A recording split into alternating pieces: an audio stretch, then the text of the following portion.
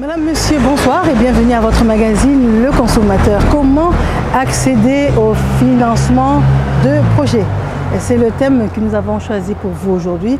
Plusieurs options s'offrent à vous. Par exemple, le financement en banque. Nous avons également la microfinance ou bien même les usuriers rentrent dans la danse. Alors, quoi qu'il en soit, il y a des avantages, des inconvénients et nous avons choisi de vous informer au mieux. Ça tombe bien, nous allons à la rencontre d'un banquier. Merci à vous d'être là et installez-vous confortablement.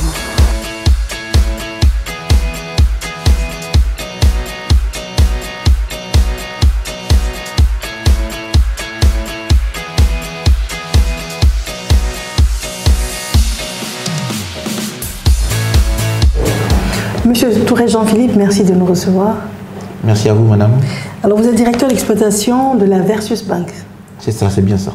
Alors, directeur d'exploitation, quelle est votre mission?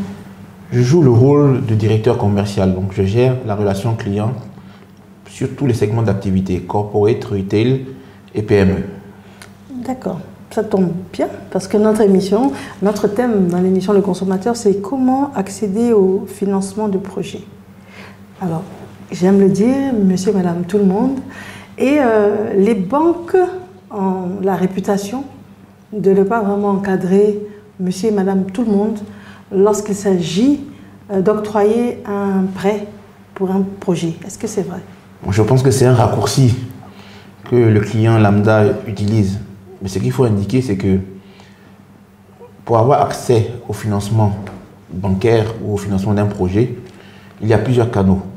Il y a les banques, il y a les microfinances et les fonds d'investissement et les business angels.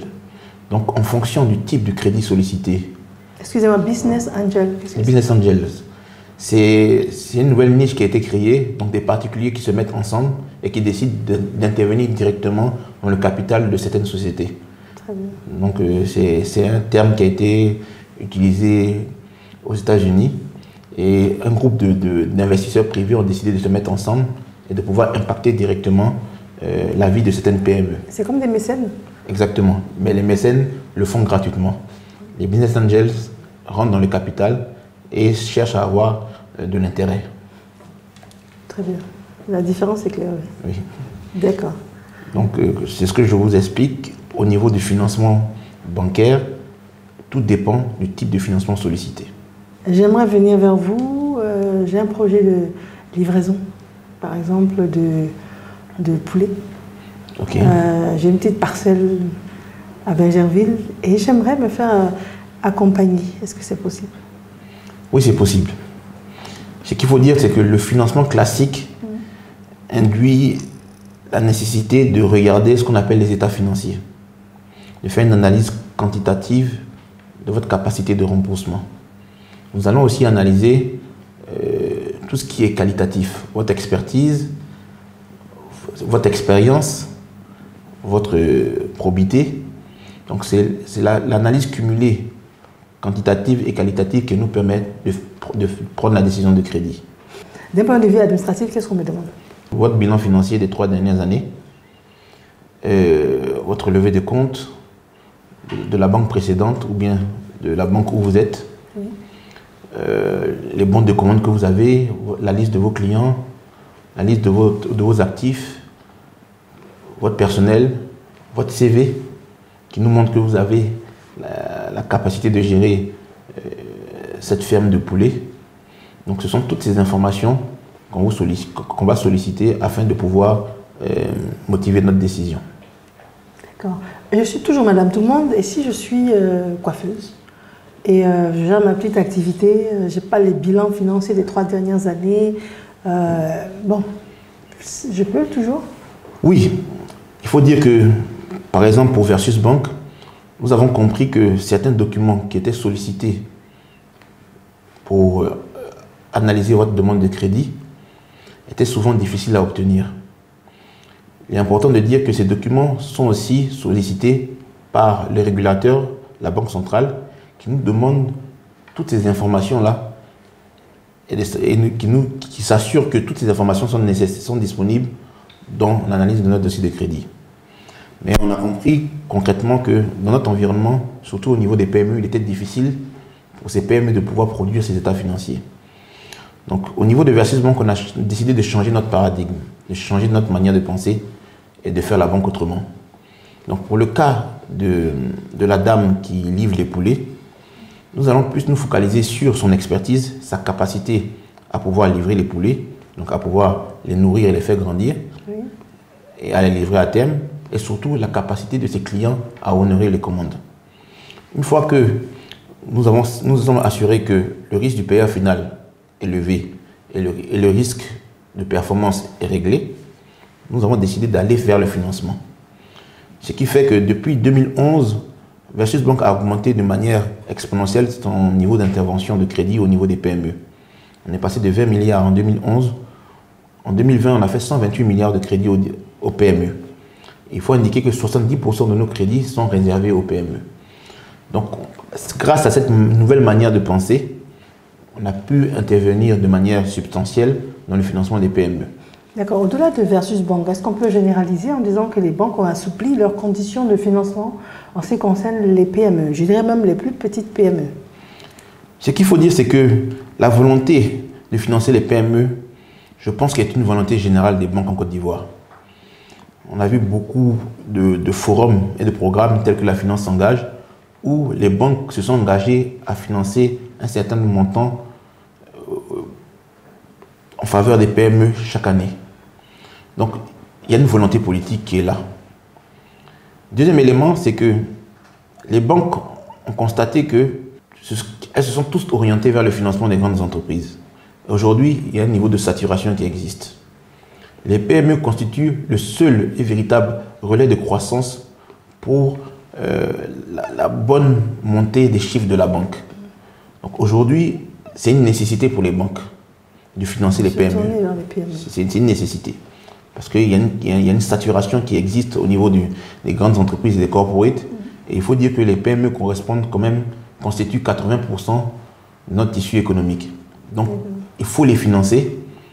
Il y a une nécessité de les financer en ce moment. Et il y a un besoin des banques de les financer pour qu'elles continuent de grandir. Donc, je peux retenir qu'aujourd'hui, c'est beaucoup plus accessible oui. pour la grande population. Oui, il est clair. D'obtenir un financement en banque. Oui, je vous confirme que c'est beaucoup plus facile. C'est vrai qu'on n'est pas encore arrivé au niveau de satisfaction souhaité par la clientèle, mais on sent un frémissement dans le montant que les banques accordent aux PME et surtout dans l'approche clientèle en faveur des PME. Ce qu'il faut dire, c'est aussi que l'État de Côte d'Ivoire a mis en place des fonds de garantie spécifiques aux PME, le FGPME, qui permettent aux banques d'être plus souples dans leur analyse de financement des dossiers PME. Donc aujourd'hui, il y a en fait un environnement favorable pour financer les PME en Côte d'Ivoire. Et on espère que cet environnement va se renforcer. Monsieur Touré, directeur d'exploitation, dites-moi, avec ma ferme de poulets, mon dossier qui est allégé d'un point de vue document administratif, qu'est-ce qu'on me demande en garantie? Le terrain sur lequel mes poulets sont? Non, pas forcément. Vraiment, nous allons analyser la garantie intrinsèque du projet. On va s'assurer que le projet est viable.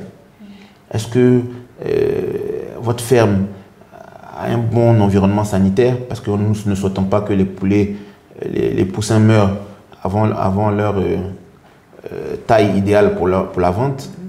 On va s'assurer que vous avez la capacité de pouvoir gérer cette ferme, de pouvoir la gérer sur toutes les formes, techniquement, financièrement et autres.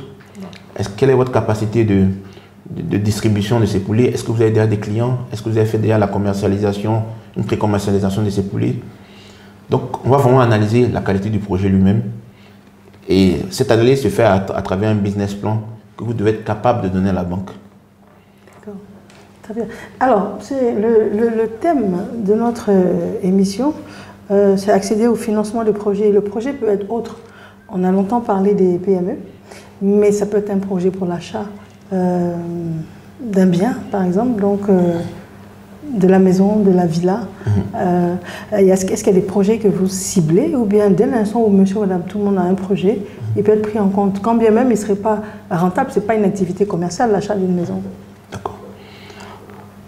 Ce que je voudrais indiquer, c'est que la décision d'octroi d'un crédit au particulier est basée sur sa capacité de remboursement des crédits. Et sa capacité de remboursement des crédits dépend des revenus fixes ou certains qu'il a. Donc en général, si c'est quelqu'un qui est fonctionnaire, on va chercher à connaître son salaire. L'employeur, c'est l'État. Donc il n'y a pas trop de difficultés. Il va devoir respecter la quotité cessible. Si c'est quelqu'un qui travaille dans le privé... La quotité cessible, c'est le pourcentage par rapport à son salaire? C'est ça. On peut mettre dans le prêt. C'est ça, exactement. Je pense qu'il y a une loi aussi qui a permis d'agrandir, d'augmenter cette quotité cessible afin de permettre l'accès au crédit. Lorsque le client est un employé du privé, nous allons analyser la qualité de son employeur. Est-ce que son employeur est capable de payer le salaire durant une période bien précise? Lorsque c'est un commerçant, nous allons analyser les revenus de son commerce. Est-ce que ce qu'il gagne au niveau de son commerce permet de faire face aux échéances du crédit? Donc c'est en fonction de ces revenus que nous allons décider d'octroyer le crédit ou pas. Après, l'objet du crédit, s'il n'est pas un objet illicite, ne pose pas de problème. Donc on peut lui faire un crédit à la consommation, un crédit immobilier, mais il va falloir que les échéances liées au crédit, donc on va faire le rapport entre le montant du crédit et la durée du crédit, qu'on va s'assurer que ces revenus mensuels, la quotité cessible liée à ces revenus mensuels, puissent faire face aux échéances de remboursement. En tout cas, je vous remercie infiniment de nous avoir reçus et je me permets de porter la bonne information à monsieur et madame tout le monde, consommateurs. Aujourd'hui, les banques sont beaucoup plus souples, beaucoup plus accessibles. Donc, de manière générale, aller vers les banques, c'est tout à fait possible. Que ce soit pour une PME ou que ce soit à titre particulier. J'ai bien résumé, c'est cela. C'est bien ça, madame. En tout cas, je vous remercie infiniment. Nous, on est venus prendre la bonne information. Je vous remercie de nous l'avoir donnée. Je vous remercie. Merci bien. Au revoir. Au revoir. Nous allons à la rencontre de M. Jean-Baptiste Kofi, président de l'association OBFC. Et OBFC, c'est l'association des usagers de banques et établissements financiers de Côte d'Ivoire. Nous avons rendez-vous avec M. Jean-Baptiste Kofi. Il est le président de l'OBFC, qui est donc l'association des usagers de banques et établissements financiers de Côte d'Ivoire. On y est, on y va.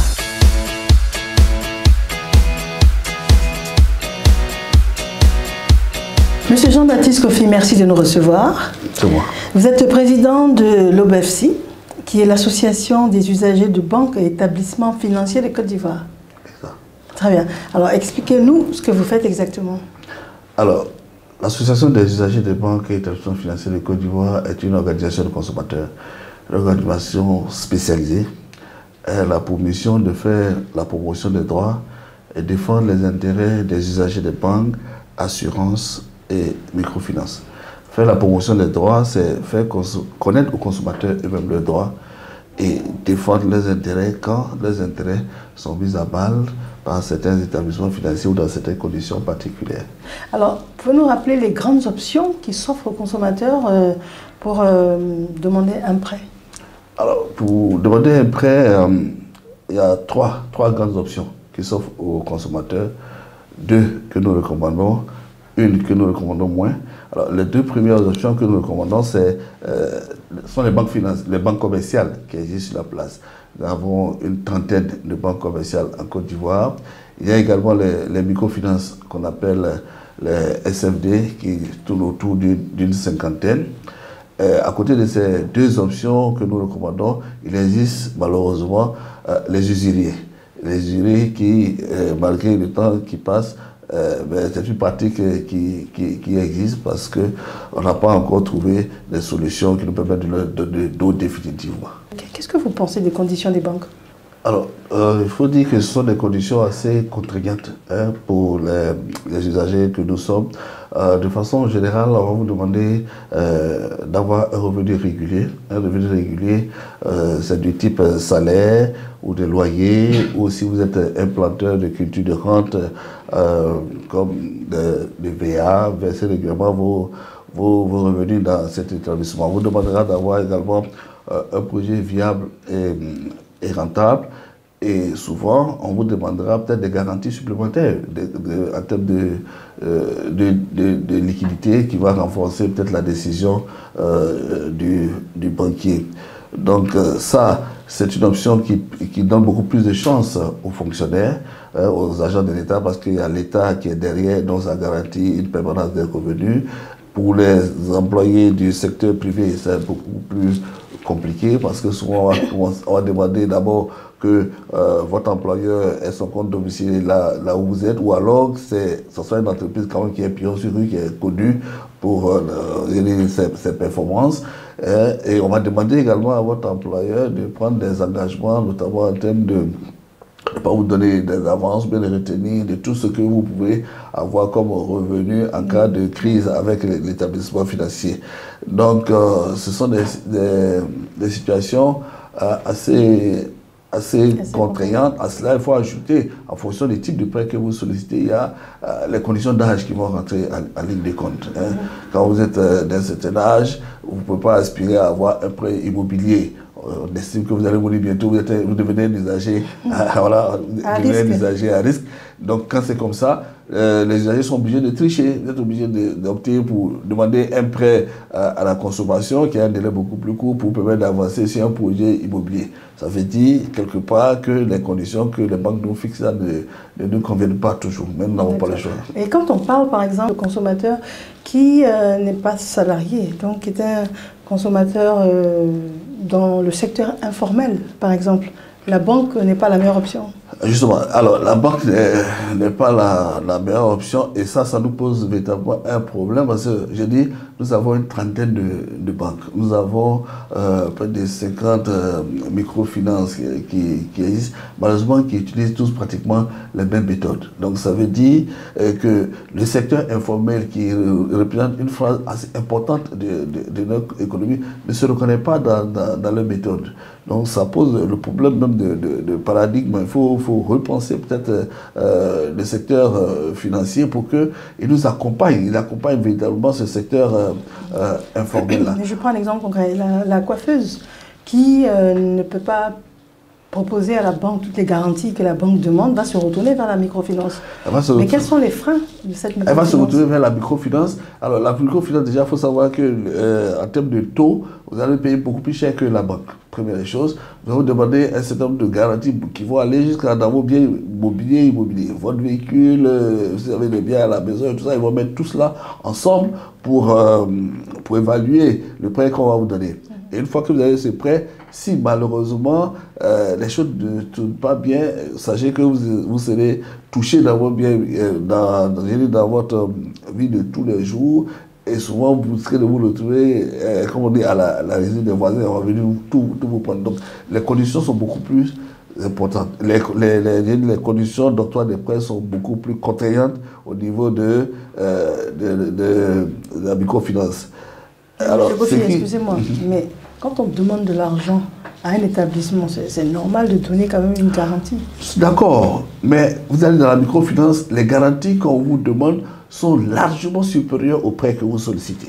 Vous comprenez? Voilà, donc ça c'est un peu gênant pour nous. Donc nous avons en face de nous des opérateurs économiques qui ont véritablement une aversion pour le risque. Ils ne veulent vraiment pas prendre de risques et nous avons besoin d'opérateurs économiques qui vivent avec nous, qui étudient nos modes de fonctionnement et qui nous proposent des solutions qui vont avec. Si on prend, souvenez-vous de ce qui s'est passé récemment dans le mobile money dans notre pays. Voilà un opérateur qui est arrivé, qui a commencé, qui a vécu avec les pêcheurs au Sénégal, qui a vu leur mode de fonctionnement et qui a mis un produit sur le marché. Mais voilà, qui a tout balayé sur son passage. Aujourd'hui, il se retrouve en Côte d'Ivoire. Voilà le modèle. Et les usuriers, pourquoi vous ne recommandez pas? Alors, les usuriers ont l'avantage d'être prompts, immédiats. Mais par contre, à la fin du... On va définir l'usurier. Alors, l'usurier, c'est celui qui vous fait un prêt avec un taux qui est au-delà de ce qui est normal. Des taux qui vont qu'à 100%. L'usurier, vous avez besoin d'argent aujourd'hui, vous venez vers lui, ben, il ne va pas attendre 48 heures ou à 30 jours comme la banque classique, mais immédiatement vous mettez le prêt à disposition. Par contrepartie, il va prendre votre carte bancaire et si à la première échéance, vous n'arrivez pas à rembourser, si vous prenez un prêt de 300 000, il est convenu de rembourser peut-être dans 3 mois. Si au bout de 3 mois, vous remboursez seulement 100 000 francs, les 200 000 vont porter intérêt à 100%. Donc vous devenez de 400 000.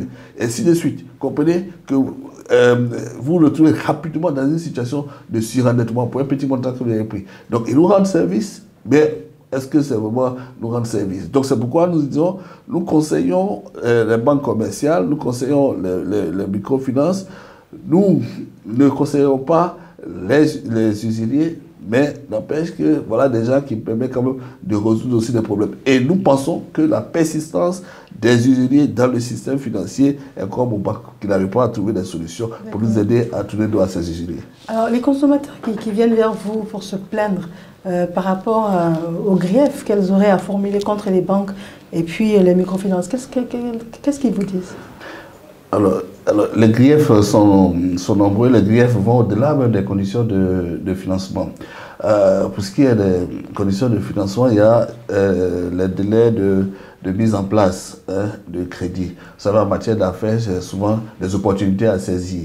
Alors, la banque, le temps de composer votre dossier, qu'il soit parfait, étudié, vous pouvez perdre des opportunités. C'est vrai qu'ils ont fait des efforts aujourd'hui pour réduire, nous sommes aujourd'hui entre 48 heures et 30 jours, délai d'octroi de prêt. Bon, c'est encore énorme, là où les usuriers sont beaucoup propres à intervenir. Donc ça veut dire qu'il y a véritablement matière à ce que nos banques fassent preuve d'imagination pour nous aider à nous débarrasser des usuriers. Maintenant, au-delà des conditions de financement, les griefs que nous avons contre les banques, c'est lorsque, par exemple, que vous allez à un guichet, ce qu'on appelle les GAB, guichet automatique de distribution de billets, vous avez un incident de paiement. L'incident de paiement, c'est au moment où vous entrez un code, et vous tapez pour 50 000 francs, et puis, bon, malheureusement, soit vous hésitez à récupérer l'argent, il peut arriver que l'argent retourne.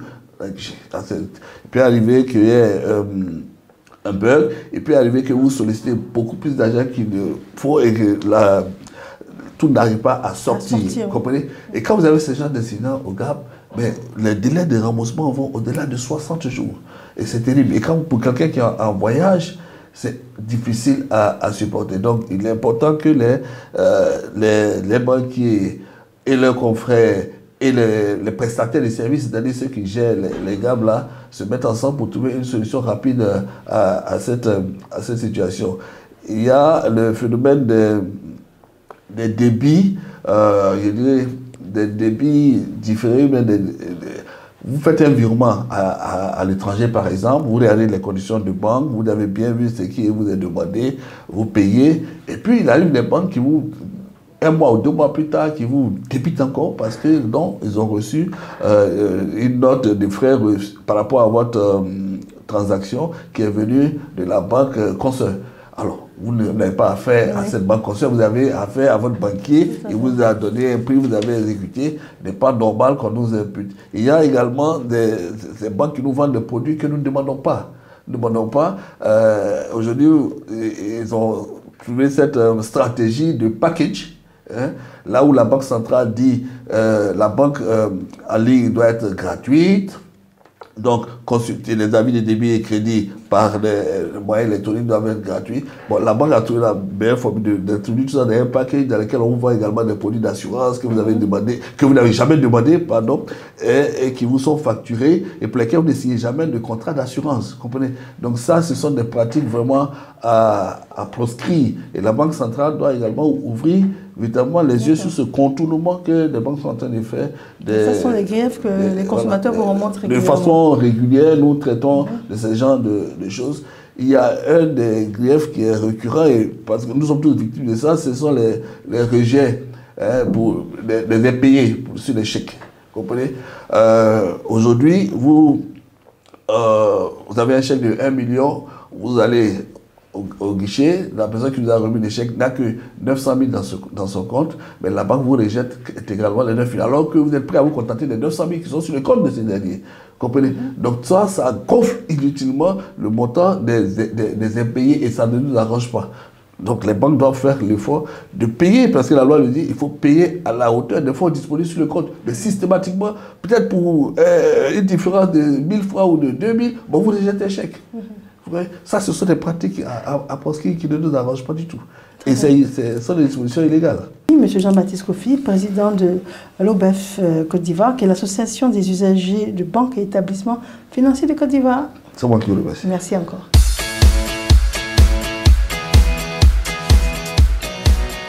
Nous avons bien compris que les banques polissent leur image. Nous avons également compris que les banques ont assoupli leurs conditions d'accessibilité aux prêts pour les PME et également pour les particuliers. Nous avons également compris que le taux de remboursement d'intérêt est beaucoup moins élevé en banque par rapport à la microfinance. Nous avons compris que la microfinance est également accessible avec des garanties totalement différentes. Quoi qu'il en soit, ce sont les deux grandes options qui se présentent à vous et ce sera à vous de voir. Madame, monsieur, bonne chance. Merci d'avoir été là et bonsoir.